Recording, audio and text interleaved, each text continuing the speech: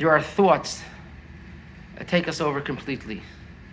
There are situations that affect our lives so deeply that we feel like we're enslaved to them. Is there a way to overcome it? Is there a way to stop it, or we're just victims of these situations and we have no choice in the matter? Taking a look at the story of the Torah, of the enslavement of Am Yisrael, teaches us something very profound. You wonder, how did Pharaoh manage to take an entire nation, or almost an entire nation, and make them slaves? The Torah tells us, "Vayavidu Mitzrayim es bnei Yisrael b'farach." The Egyptians got the Jewish people to work b'farach. B'farach literally means back-breaking, harsh, difficult labor. But our sages tell us that the word b'farach also means b'ferach, with a soft tongue, meaning they sweet spoke them into it. Pharaoh promised them payment. In one place it says that Pharaoh promised the Jewish people, for every brick you'll make, you'll get a certain amount of money. Now let's picture this. Jewish people living in Egypt had some way that they were living and surviving.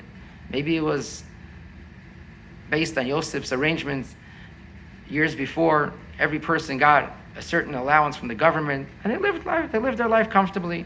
One day they hear an announcement in the news: come work for the government, produce bricks, and you'll make money. There must have been discussions in the shuls, in the yeshivas. Should we go work? Should we not go work? We can make more money, but life is good. No, but you can make more money. You'll give more charity. You'll build bigger shuls and yeshivas, and you'll have nicer houses, and so on and so forth. And so they went to work. They produced the amount of bricks they produced, and they come to the one who's overseeing the work and say, we produced this amount of bricks.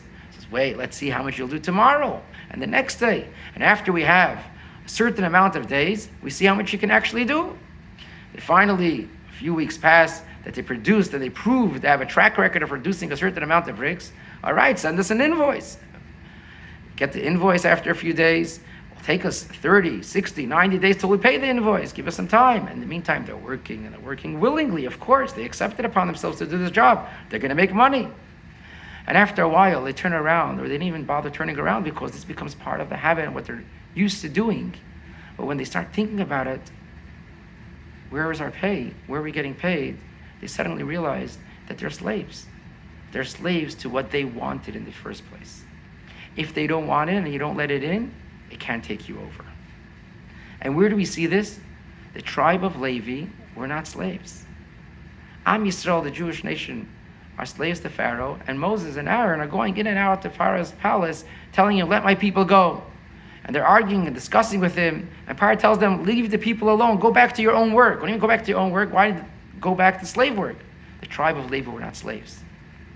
Why? So the Ramban, Nachmanides, explains that Pharaoh understood that if he wants his nation as slaves to work for him, he has to have that their clergymen, their sages, remain sacred. So the tribe of Levi were exempt from work. But how did it happen that the whole tribe of Levi were exempt? When Pharaoh initially came to offer the people to work for payment, the tribe of Levi did not accept it. They said, we're going to stay and learn. That's our job. If they did not let Pharaoh in the first place, they did not become slaves later on. When these thoughts that come into our mind and threaten to take us over, when these situations come into our life and we feel we're going to become enslaved to it, stop it at the first step. Don't let it in. It's coming knocking on your door. You think, let me be nice and be kind. I'll just deal with it, speak to it. This person is calling me and inviting me to a situation. I know I should. It's not good for me to get it heavily involved, but just the first step, let me just be nice and cordial and just engage. If you engage in that unhealthy situation, willingly, you'll become a slave to it. If you let that thought that's telling you that you're not successful or you're not doing well, just you want to entertain it and see what it's all about, God forbid that thought can take you over completely. When Pharaoh comes knocking on the door, don't open the door. If you don't open the door, he can't come in. If you open the door willingly, he comes in and takes over completely. There was a student of the Baal Shem Tov that came to his Rebbe, and he asked him, how do I control my thoughts? And the Baal Shem Tov told him, go to this and this town. I have a student there, you'll see him. This student travels to that town, and he comes at night. It's dark. all houses are dark, there's no light, everyone is asleep. He sees one house, there's light. He goes there, and sure enough, he sees someone sitting and learning. He realizes this is the student of Baal Shem Tov, he has to visit. So he knocks on the door, no answer. He knocks on the window, no answer. He bangs on the door, no answer. So he waits outside till the morning. In the morning, the person living there opens the door, and the guest comes and says, the Baal Shem Tov sent me, I should learn something from you. He says, the host tells him, do you get the answer? He says, what's the answer? He says, that which you don't want to let in, don't let in. Don't let it in. Don't let it even start. And if you don't let it start, it can't take you over. This is true with addictions. People that, God forbid, are addicted to unhealthy situations. They tell them is don't take the first step of drinking or whatever it may be of that unhealthy substance. Because the first drop is what pulls you down. A person wants to be careful in what they eat.